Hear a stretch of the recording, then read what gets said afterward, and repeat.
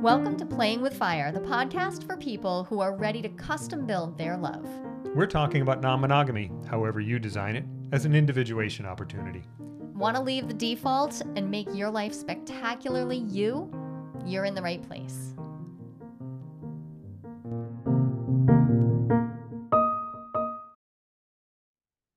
Hi, Carrie. Hi, It's Carrie. so nice to see you and to have you with us. I am so happy to be here. Thank you for having me. I was really excited. So I did an interview with you on your lovely podcast, Relationship Diversity, which is fantastic. Thank you. And I was instantly struck by we have to talk. We have to talk because your vibe and your style with relationships really aligns with ours in many ways. And you have a particular topic that I think is just super hot. And I think that people should be hearing more about. So we're going to talk about solo amory. Yes. But before we go there, would you just tell us how did you even get to this spot where you care and put all of your energy into relationships and intentionality around them? Yeah, it actually started when I was 12 years old, and that was the breakdown of my parents' marriage, and it was from infidelity, and it really shaped the beginning part, I guess, the first half of how I even looked at relationships. I had a lot of wounds and seemed to create what happened with my parents over and over again, which is the guy always leaving me. That was what happened in my parents' marriage. And so I really went on a journey. It was a spiritual journey to understand why that always happened. And through that journey, I got married and then got divorced. And then at that divorce, that was when I came up to an energetic healing modality called Theta Healing. And within 3 months of working on my belief system and my programming, I had shifted so much that the men that I called into my life were very different and really yeah, exactly. Like, hello, healing. And really met me in a space that I had always dreamed of, but never really thought that I could get there. So in that process, after that divorce, I went into another relationship with a man who, interestingly enough, was cheating on his wife for most of their marriage. And that was when open relationship came into my life. And I said, there's got to be another way. What's important to me more than anything is honesty. Let's talk about it. Let's figure things out and have open communication about it. And that relationship led me to my current husband. And what I loved when I looked at kind of the journey of my relationship experience was that I had experienced all different kinds of structures, depending on where I was in my life and what I really needed and wanted. And that was just a pretty big aha moment when I realized that I had experienced all of this and that each felt right in the particular time that I was there. That really opened my eyes to the diversity of how relationships can show up. And that also came in my parenting, which is, I am a different kind of mom than I grew up in the world of Pinterest parenting, I say. And I was not a Pinterest parent. But I found what I really loved about parenting, how I love to show up. That made me fall in love with parenting. It's the same thing with relationships. If I know myself and I know what I want, I have the opportunity to find more fulfillment in my relationships. And so that's what I love about relationship diversity. It says that any structure is valid as long as it is an expression of what you truly want and desire. Okay. I think this is why it's such a good match for us, because there is often this imaginary line that people imagine that there is a line between monogamy and, say, polyamory or whatever word verbiage they're using around their non-monogamy. They imagine that there's this strict line and you are either that or that. And often these two are pitted against each other. And I mean, we can even see it in the psychological literature. Like Jorge Ferrer wrote this great paper, The Monopoly Wars, right?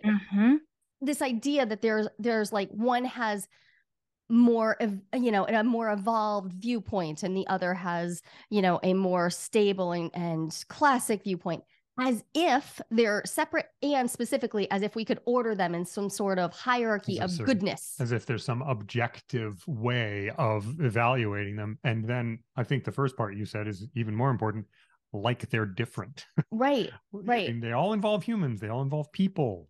Yeah. And I actually find that even in those structures, within the structure, there is divisiveness.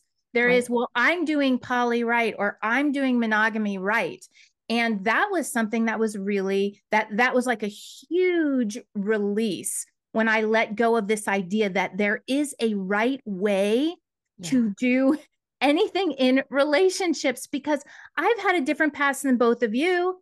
Right. And so, like, if I'm different trauma history, different experiences. Yes. Yeah. Yeah. And if I'm this unique person plus the unique maybe partner or partners, it's going to create a unique relationship. Right. And how freeing is that to say, like, this is just the kind of relationship that feels good to me in this moment. In this moment, you mentioned that before. That is so important that it acknowledges that, tomorrow's going to be different from today. Next year, going to have different wants and needs. Will be fulfilled by different things. Right. We get changed by life.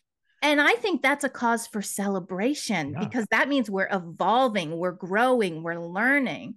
And I think a lot of times, like I'm even seeing in the poly world, if like people are shifting their relationships, like, but you said that poly was the way. And it's like, well, I've evolved and I've grown. And so like this creates more compassion and acceptance and understanding with one another, instead of making someone wrong or feeling like I'm doing something wrong. Right. And there's the core of it to me is, how do we have these conversations about our relationship structures, right? If we want to design intentional relationships, how do we have those conversations in a way that isn't othering, doesn't further separate us from each other, and allows for the fact that we don't even know what we don't know? Yes. Like so frequently I see people enter into the world of non-monogamy, which is where I am usually with them, like right in that transition between, and they're already starting to memorize a list of what do good poly people do, or how do I perfectly protect this relationship that I have, whatever. There's some sort of purity, some idea that if they get it right, that they won't be saved from pain, or saved from judgment, or saved from making mistakes that they've heard stories about, because we've all heard the terrible stories. I've lived some of those terrible stories. Yes. Yeah. Yeah. So I like what you're talking about rings really true to me. And I love that like you've put this word solo amory out there. And I just appreciate the way it helps people understand what exactly we're talking about when we're talking about relationships, exactly. Like taking away this fixated idea of what relationships have to be. So would you tell us more about how you use that word solo amory? Yeah. Solo amory, I talk about as, in its, I guess, purest form, it is people who choose to prioritize the relationship with themselves. And it can exist, it can coexist, and should really actually be the foundation of all of the relationships, is the love and the intention that you have with yourself and your priorities. But some people, it has been talked about as being single, right? And there's a lot of stigma and about people who choose to be single, like there's something wrong with them, or they must not be able to be, there must not be good in relationships, or they must be a loner, or, all of these, like a spinster, that, that cat lady who is like alone at the end of their life with 15 cats. And there's so much stigma around this idea of choosing to be single. So I like to add the love aspect to it, that this is, someone who, and there are people who really identify with, this idea that I want the focus to be my own needs and desires first and foremost. And whether other intimate relationships weave in and out of that may or may not happen, but there's been actually research that shows that when people really dig into and accept this desire to want to live, with their priorities and needs first, that they actually have stronger tribes, stronger relationships with their friends.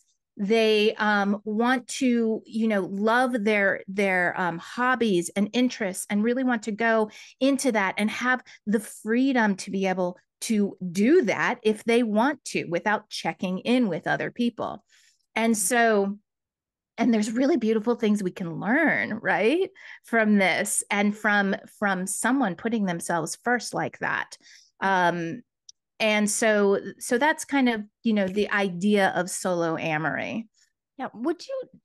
I think when we're talking about solo amory, I think I want to just tease it apart a little bit and I think get clearer about what we were just saying, that this will not look one particular way.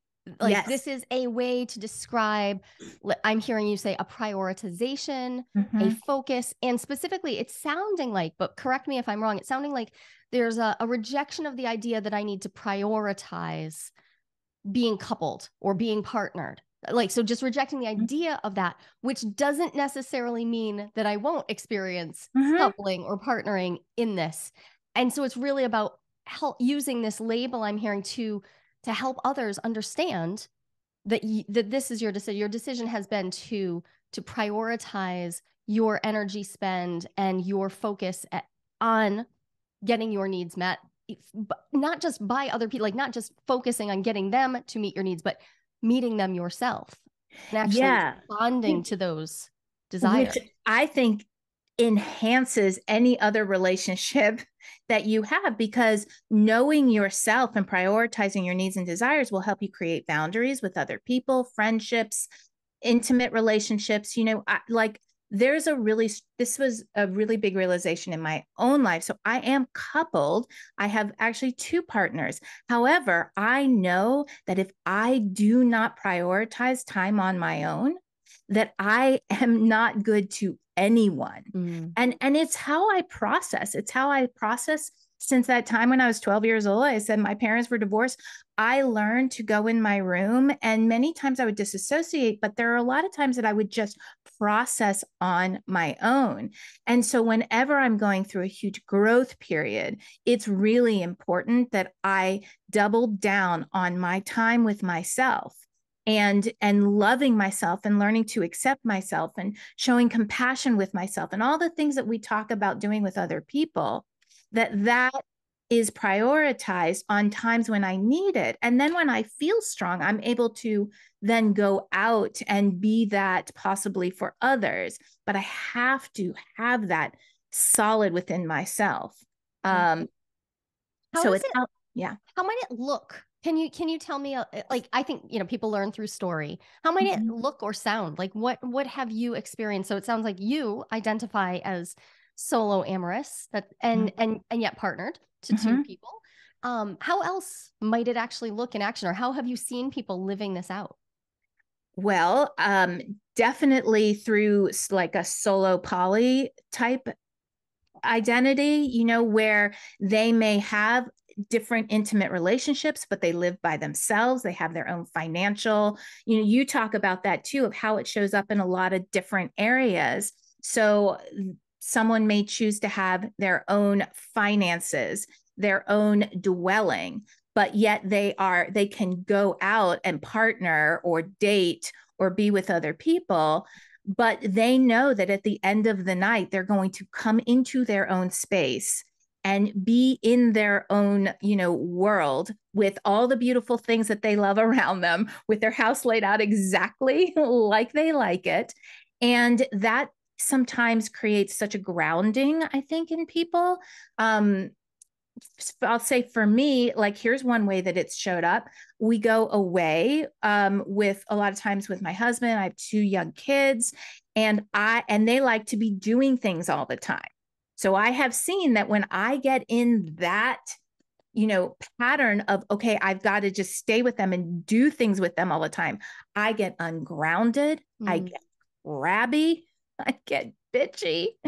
And so the last time I learned that, and I talked to my husband before this, I said, I am going to need breaks. And I want you to know this beforehand, so that when I get to the point where I feel in my energy system that I am overloaded, I'm going to pull away and take a few hours or a day. And I did that the last trip we took, and I was like a new person. I was able to kind of reset, and it really helped the family dynamic, the couple dynamic. So it can show up in all those kind of ways. That was so what I just heard from you is a description of what you started off what we started off talking about, which is intentional relationships. So you had the conversation beforehand.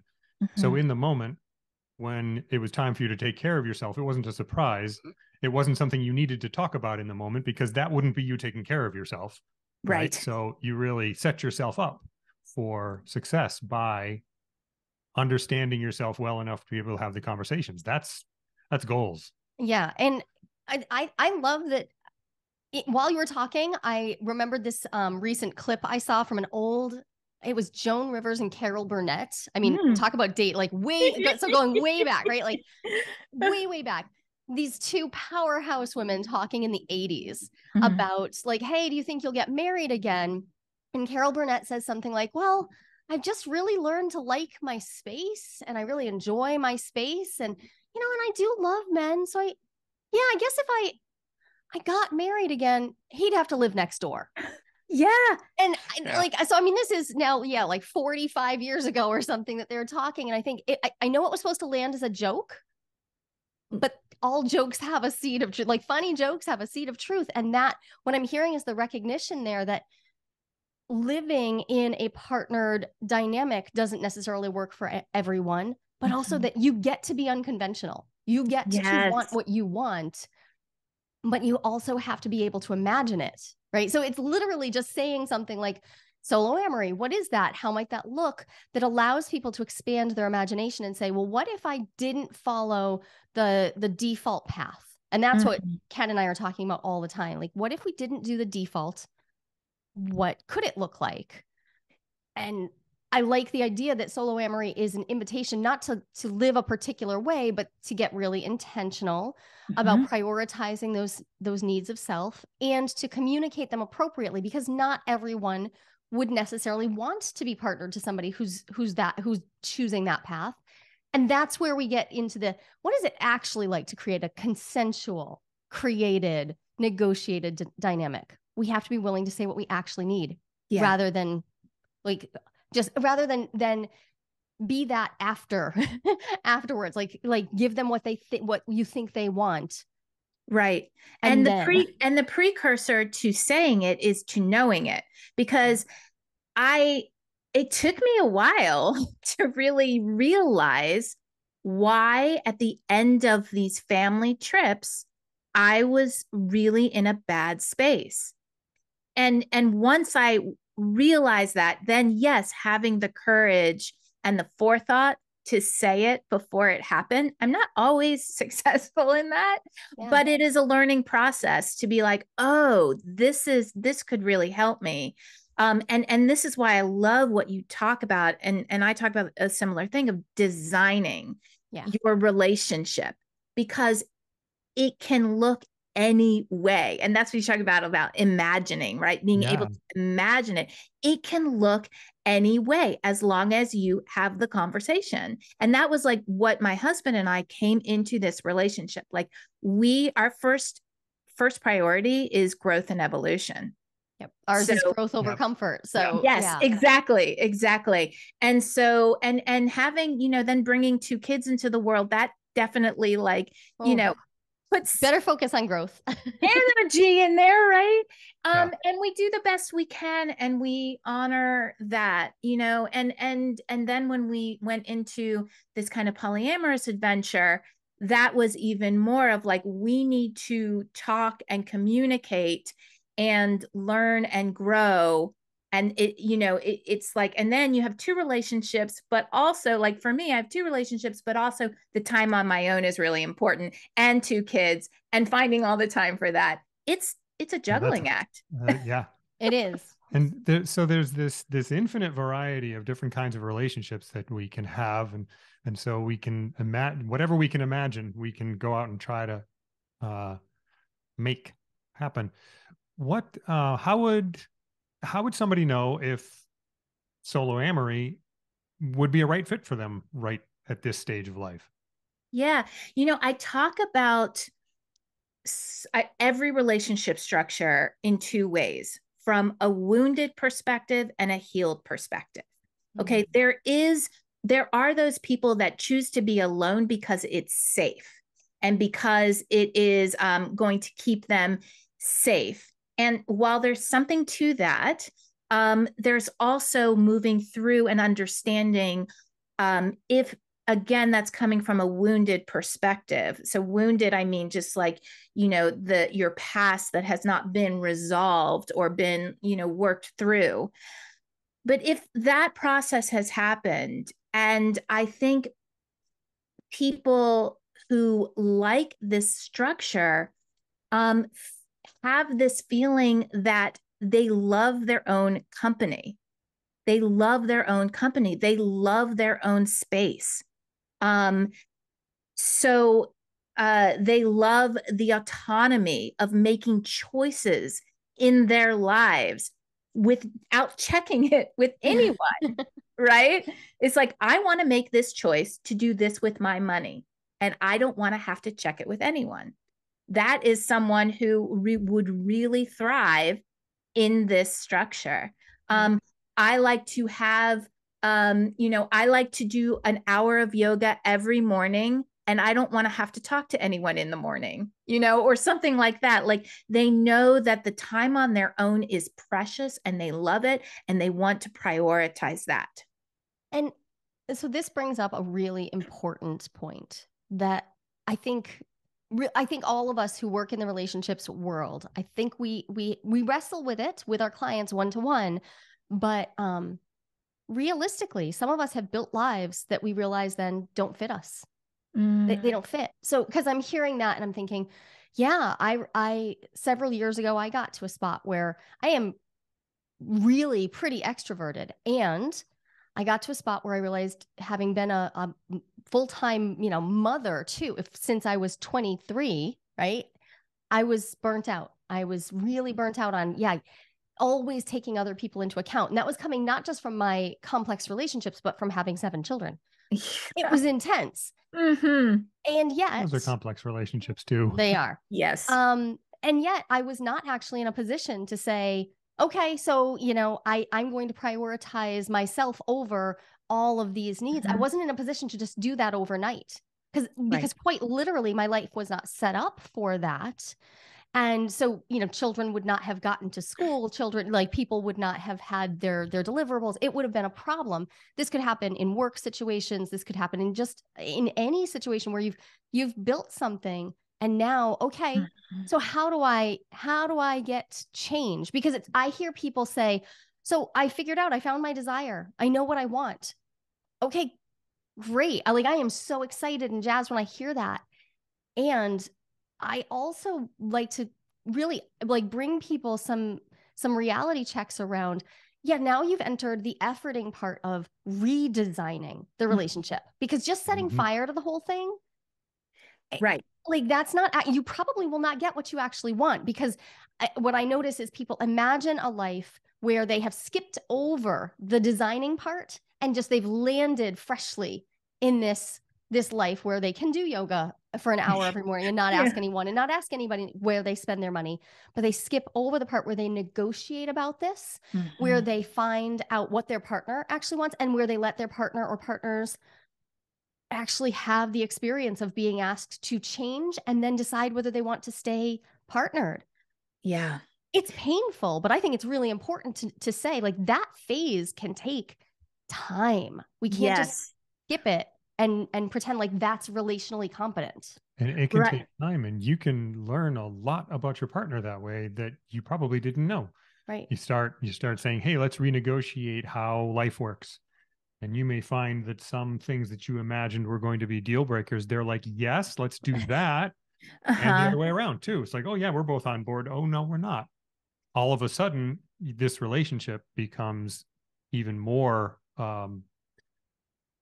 complete isn't the right word, because relationships are never complete, but you get more of the other person. That's what I was trying to say. Yeah. That process is a lot of times uncomfortable. And I think that most people will do anything to not feel uncomfortable, to not feel that discomfort. And that's really where the kind of, I think, transformational, growth journey is in taking that step by step. So I also think we live in this, a lot of people are like this all or nothing. Like it's either got to be nothing, like I get nothing that I want, or I get everything that I want. And I'm just going to jump from nothing to everything. Right. And so, like, let's say, you're in a relationship that is monogamous and you want to be non-monogamous.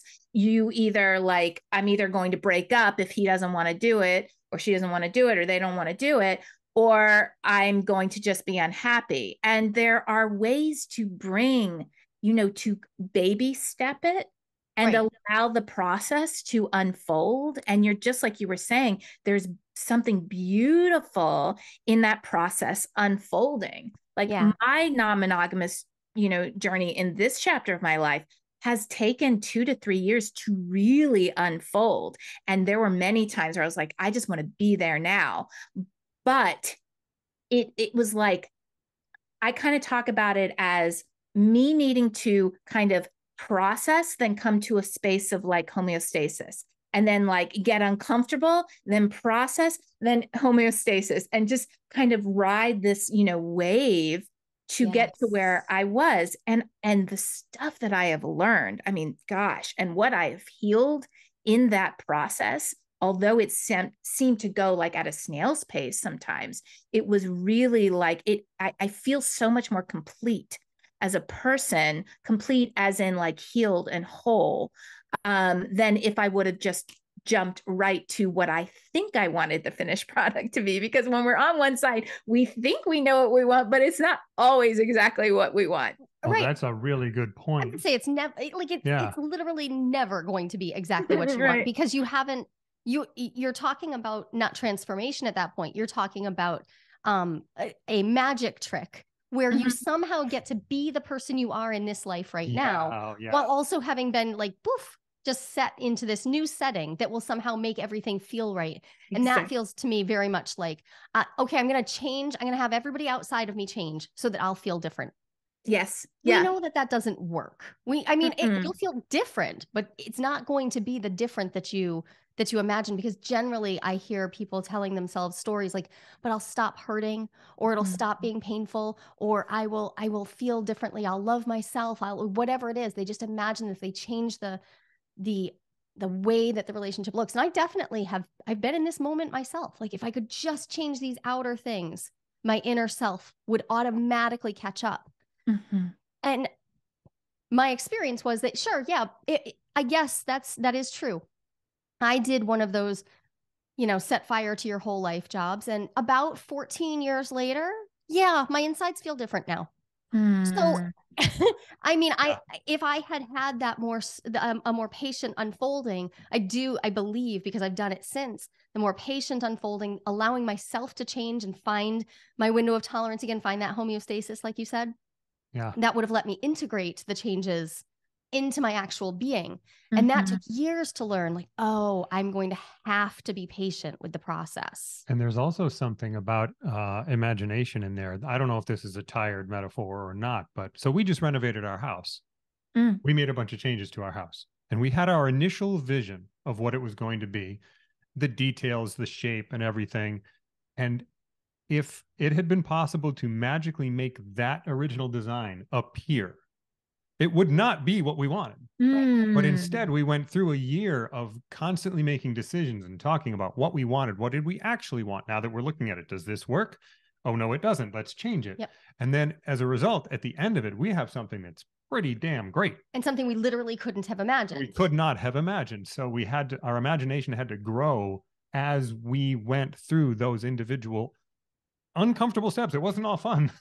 Those, No. Right. those negotiations, those conversations were hard sometimes. And sometimes it was like, well, we were going to do this, but we can't. And we're like, oh no. Right. And then we end up with something that's great. Right. And so we're talking about really simple, like physical space stuff. Like, oh, you know what? We actually can't put this door here. It's going to have to be open. Mhm. Oh my God, I was imagining privacy there. I was imagining that I would be able to feel totally separate and oh, I can't now. Okay. But the stretch into that new reality, the reality of the constraints. There are Yeah. constraints in our lives that let us be more creative. And that's what I see people forgetting in relationships all the time, is that no one is living a constraint-free life. Like Mhm. you came here, you incarnated, here you are, you're in a meat sack. So there are constraints. And from there, we have to make decisions. Like right now, I'm dealing with this awful injury that's just so annoying because it's very minor but persistent, but it's constraining my life, and I'm having to really think about it. It's impacting how I go on dates. It's impacting on what relational work I do right now because I'm tapped out. All the places where we experience constraint can be part of the process that, like, of us becoming who we are, but we have to tolerate being in the in-between. Yeah. Oh, the bardo. Oh, I talk about that all the time. Oh my God, I'm in the in-between and I'm Yep. not here, but I'm not there. Yep. We call And it the it's liminal space. Yep. yeah. It's uncomfortable because I don't know. And I really talk about and lead my clients through breathing into that moment. And not because when we resist it, right? What you resist persists, it gets stronger, it gets more uncomfortable. But if you breathe into it and really like bring it in a somatic way into your body and just breathe in what it feels and kind of take the conclusion of it being painful away and just like, what am I feeling? And that's why I love to come into my body. It actually starts to dissipate. And I think like when we resist the discomfort, it like jams up our mind and our ability to be creative. But if we can like breathe into the discomfort, we then kind of make space for that creativity, for the creative solutions, right? If we're always looking at the problem, we're going to be focused on the problem. If we look and say, okay, this is happening, what is the solution? Or what am I wanting to look at with this issue right now? Then that leads to evolution and healing, what we were talking about. Right. And, so I have clients who are at all different phases of their journey. And one of the journey. They're doing their life, and they invited me into their experience because they wanted help and they wanted guidance. And it is so important to me that people recognize that while I can offer tools and a wealth of knowledge and I can help them create a space for the change, they do have to bear the level of discomfort that growth is. And being a mom so many times over, I think I got used to the fact that like children will resist their growth too. They will literally resist it. Like half of my kids are really short and half of them are really tall. And the really tall ones have to go through more growing pain, like actual physical growing pains. And they will resist it and get mad at their bodies for doing literal cellular growth. And there is nothing to do about that but to be patient with the fact that this is the trajectory their body is on. And I see that like the metaphor that it is for the individual who's like, I want to experience a more expansive life that has more freedom and literally feels larger. Yep, we're going to experience this growth that is uncomfortable. And I think a lot of us received a message that we weren't supposed to have to tolerate being uncomfortable. And especially with all the talk lately about boundaries and growth, there's something about like this constant talk, like if something makes you uncomfortable, you should just make a boundary and not like, you don't have to deal with that. And I think it's a conflation. It's like a misunderstanding of just because something's uncomfortable doesn't mean you need to cut it out of your life or put a limit around it. Right. Right. Well, so I work from the intuitive side because I'm an intuitive. I work with energy. It is where I have done my most of my healing, because there were like these like deep caverns that couldn't be reached through my intellect. And so I look at relationships as reflections, like reflections. If I have called someone into my life and they trigger me or piss me off, that is something that I get to look at within myself. And I get to understand what that is within me that I've called that person into my life. It has, it doesn't mean that the relationship always stays. It doesn't mean that that person always stays in my life. But what it does mean is that I have an opportunity to look at something within me that is up for healing. And looking at relationships in this way, and this could be any kind of relationship, my partners, my kids, my friends, my Heck, family. we got a new postman, and my new postman annoyed me. Literally, Yes. I had the same one for my whole life because I live on the same street, and then I got a new one, and he annoyed me, and I had growth work to do around having a new postman. And it's so true. I mean, that's exactly what I'm talking about, is that anyone, even, a guy that flips me off who I'll never see again, that is something that I get to go, what it within me is calling that experience in. And that is where like relationships are looked at differently. They're looked at from the context of, I am here to evolve. I'm just here in this body to evolve. Yes, I want to have pleasure. Yes, I want to enjoy my life and all of that. And I am here to evolve and grow. It's just the context that I live my life. And I find that, like, I started that in my early 20s. Now I'm 53. So it's been 30 some years of this experience. And I see how it has served every aspect of my life, even living into my passion about relationship diversity, my relationships with my kids. My friends are really people who support and love me, but that's because I've spent 20, 30 years, growing, and I see the benefits of doing this work. When you start the work and you don't know that there are benefits, you can resist it a lot more, right? But when you start seeing there are benefits to doing this work, in that I am happier in my life, then it's like, okay, what's going to happen now? What do I got? Who's going to reflect, something to me now? Right. Okay. You said two things I totally want to just circle back to, but the first one is that I frequently see people between age like 37 and 45 who are just tired of doing their growth work. They're sick of it. And they're like, are you kidding me? I thought, like, I've already done so much work. And I think of that time as it's a time where you might literally need to rest for a while. And also, yeah, and it hasn't worked. Like, can you take the rest and allow yourself to see and to really reflect on how much it has worked?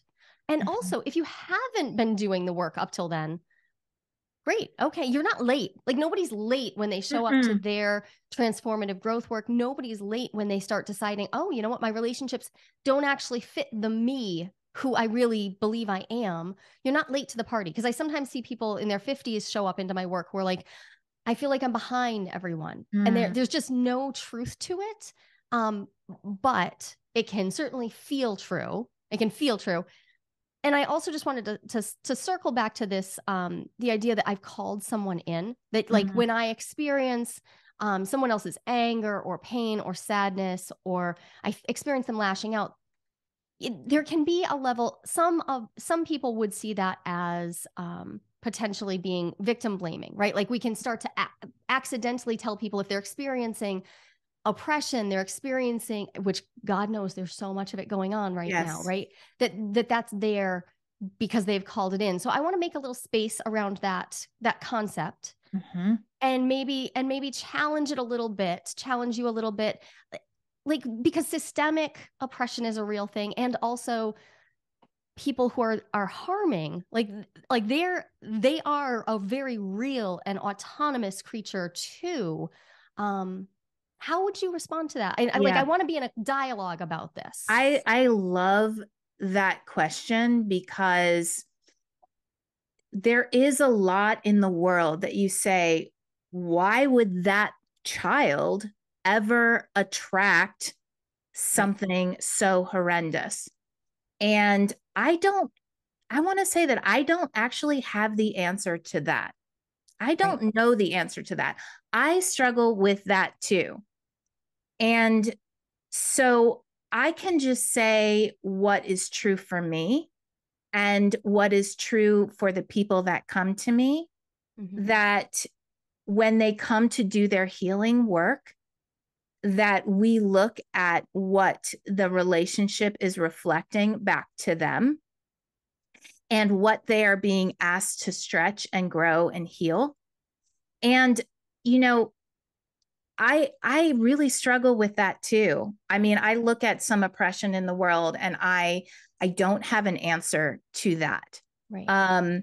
And so what I always tell people is to embrace what resonates with you.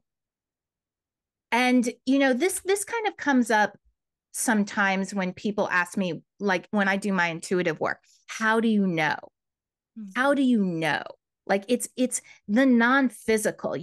How do you know? And I say, you know, I actually don't know. And it's not my space to prove it to you. I just know that it resonates with me and it brings me more purpose in my life. And so that is something that I am going to embrace.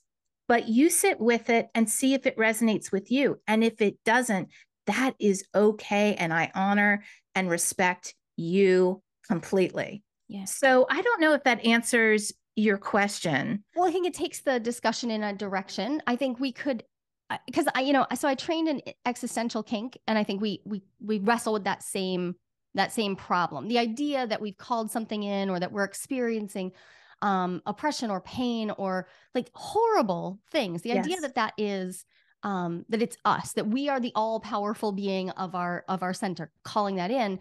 I mean, I think it does cause many people a lot of angst and pain just thinking like this is mine. And as a child who took everything on as my responsibility, like this, so how my wounding landed in me is that I feel responsible for everything. So that particular message can put me in a place where I am self-harming, because now I'm taking responsibility for everyone's healing work as if it's all mine, right? And so I ask people to do the same thing. Like, well, this tool may not work for you. This perspective, this way of looking at things may not work for you based on how you have experienced your life. And so we really do have to allow people to set down a way of looking at healing work if it just doesn't align for them. But I'm also intrigued by so I have a little spin on how I work with it and say, I'm not sure I called this stuff in. However, I can always choose to look at the things that have shown up in my life and mine them for whatever gold is there, while also releasing myself from this idea of I've brought it in. So I'm going to talk really like big here, talk about like trans oppression. Like if I'm experiencing trans oppression, not me personally, like if one of my children is, rather than accepting that as, oh, I've called this oppression in, what if they instead say, well, it's here, like it's here, and I want to mine this experience for some good in my life. And can I therefore do some healing work around it? Can I allow myself to feel healing without taking that big bite of, yep, it's here, so I must have called it in? Because that's where I think people can re-traumatize themselves or get put in a position where they're feeling re-traumatized if they're asked to metabolize other people's trauma. Right. So yes. And I want to just go back to what you were saying about how you take the responsibility of everyone else's stuff. So if you're calling that experience in, your maybe lesson could be to not do that, to learn how to say, I am not responsible for your stuff. Right. That is your responsibility. And that can release like 1,000,000 pounds of weight off of your shoulders to say, you know what, your stuff is your stuff and my stuff is my stuff. And thank you for, I called you into my life to show me that I can't live taking on everyone else's stuff anymore. And that's the lesson, and that's the growth, and that's the evolution that I want to go on. And so that will help you with everything. That would help you with your work. That would help you with your relationships, to say, I hear that you are struggling, and I'm not going to take that on. That's yours to take, and that's yours to have. I will support you. I will listen to you. I will hold you with care, but it is not mine to take responsibility. And so it's not always a direct reflection of what, you know, why I called this in. It could be to heal that aspect of yourself. Does that make sense? I think it does. I think, and I'm concerned about the way that, you know, when we're talking about systemic level, any individual, right? Like we can be out here doing our individual healing work, but while our brothers and sisters and all of our peers and our loved ones are experiencing life-threatening damage. I mean, we have an actual national alert for lack of safety for LGBTQIA people in America right now. So I think that this is why, and I'm thrilled, Carrie, that you're staying with the conversation with me, because I think this is challenging for those of us who have taken spiritual paths to healing, to reconcile, like, okay, all the individual work, very, very important. And if we ask individuals who are being harmed to the point of their demise to take responsibility for people who are creating wars, who are creating laws that kill, right? If we ask them to take responsibility from that on an individual level, then we also miss out on the opportunity to say, actually, like, we've all, like, what if we talk about the national crisis of we are causing this. So I, in my little liberal state, I am causing this. Even though I'm part of the queer community, I have so much passing privilege. I'm causing this, and I need to take responsibility for creating change. Yeah. Excuse me. So you said systemic. Yeah. And Carrie, I hear you saying, like, these are individual experiences you have, and it's the way you're responding to the world around you. And so this systemic, like, responsibility, you know, I'm calling this in. Okay. Yep. I can see how I'd be like, okay, I got some lessons I need to learn out of this particular experience. But then on the other hand is what I put out. And you were saying part of the system. Like, I am absolutely part of the system. I am part of systemic racism. I am part of misogyny. I am part of all of the things that I, as a cisgendered, het-passing, middle-aged, middle-class white man carry into the world. I need to be aware of what I put out into the world. And I'm becoming more and more aware of that day by day. Right. So that is a challenge. So here we could just talk about, like, the invitation that it is to actually experience your privilege too, not just your pain, but to experience your privilege and say, if I have this privilege and I called it into my life, rather than taking like a prosperity gospel nonsense, like I must deserve this, rather saying, how am I feeding a system that keeps being so imbalanced?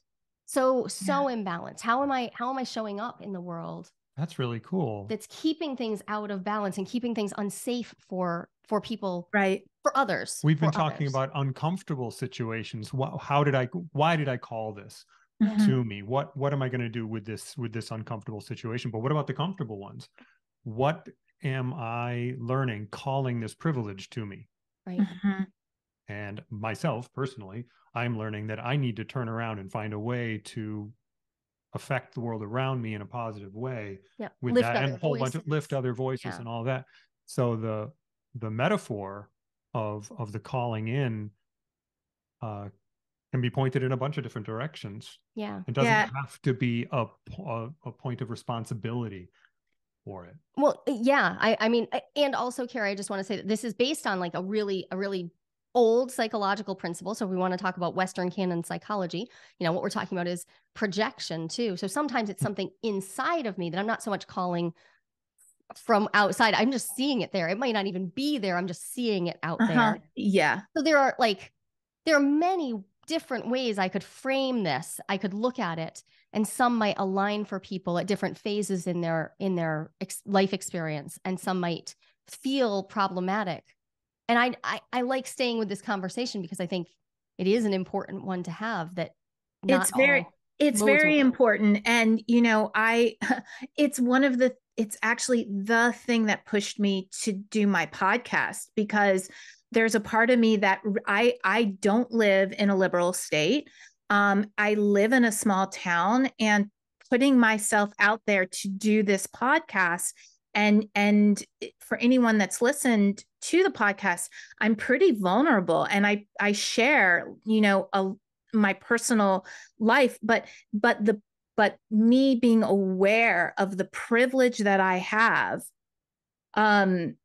to live the lifestyle that I'm living, is the thing that pushed me of like, how can I make a difference? How can I help normalize something that is, very stigmatized? And talking about uncomfortable is pretty terrifying, to be talking about this, not knowing who's listening, and, yeah, and how it'll affect your business life, your kids' social life. I've certainly felt all of that. What will happen if people know my actual truth, my actual experience, my actual choices? Right. It is Ken, I sit in my little world going, like, it's very scary, especially because my kids are, very liberally minded, Gen Zs and Gen Alphas. And I watch, this world that is created by this generation, and the fluidity that they go in their, gender, fluidity, at the age that they're at now. And I get really scared. It's like really scary to watch it. And so all the things that you're talking about is kind of the existential journey of like, okay, I'm kind of freaking out now.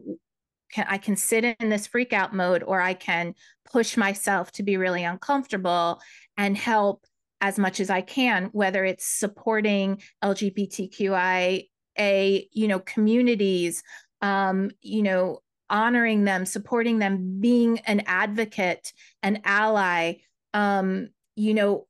What can I do to help? And so I feel like it is the inner world and the outer world, and exactly what you're saying. Like, it comes in and out in so many different directions. Yeah.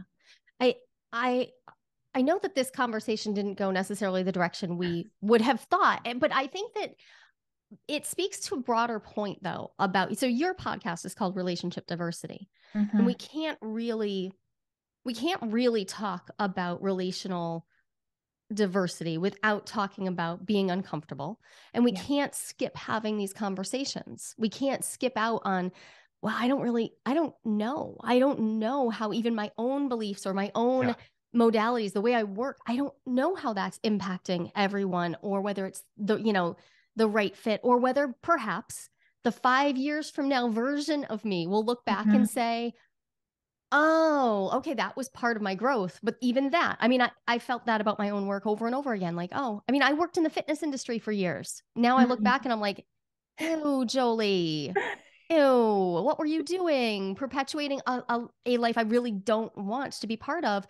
And I don't think that that's what you're describing, but I do think that, I don't think that you're doing something wrong. I'm concerned though that we forget that we too are in this growth pattern, and we're going to get to the other side of a few years and look back and say, oh, we couldn't see the broader point. We couldn't see the bigger picture of, we were seeing a narrow way to imagine how growth and change happen.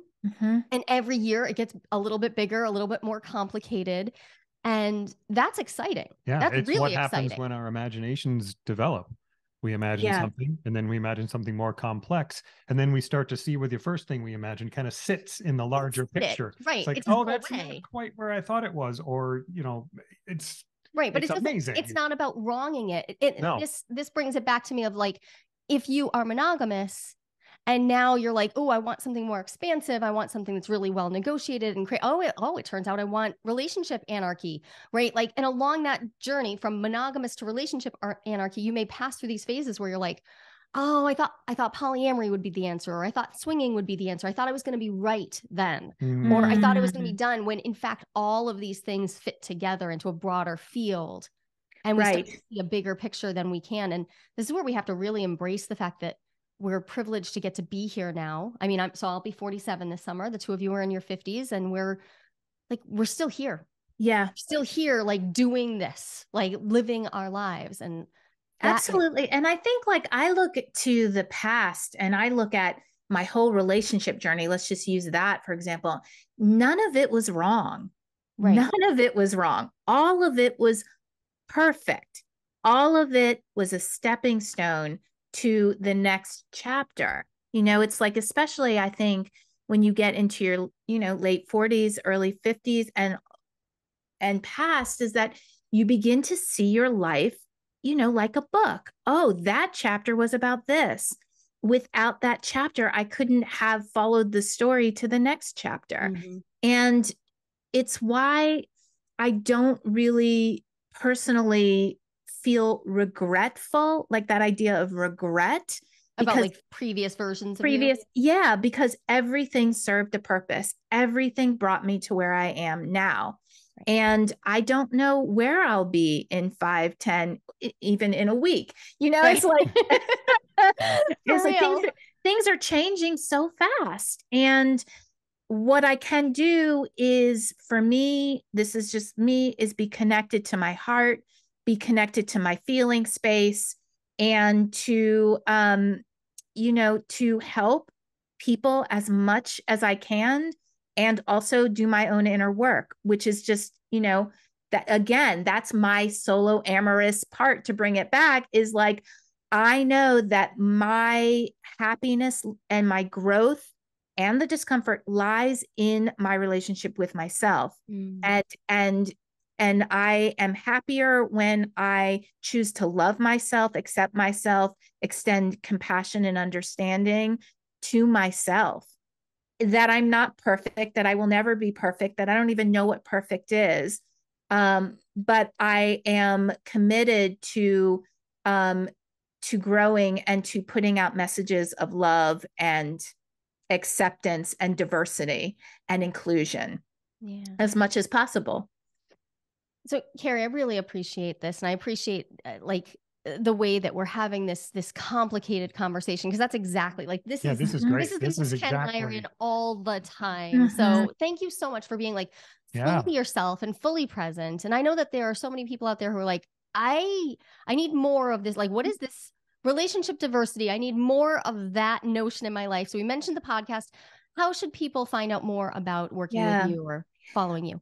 Definitely go listen to the podcast, Relationship Diversity Podcast. It's available on most podcast services. You can also go to relationshipdiversitypodcast.com and pick up a free guide that I have that will step you through the beginnings of the search of relationship diversity and what that means and what that could look like. So I'd love to send that out to people. And then follow me on Instagram. Instagram is where I'm going through the ideas of relationship diversity and trying to give as much help as I can. Love that. And so we'll put all those in the show notes. And Carrie, I'm thrilled to be in this conversation with you. Thank you for joining us and for really just being fully present to the unfolding. We were in it. Yes, we were in the unfolding. We were.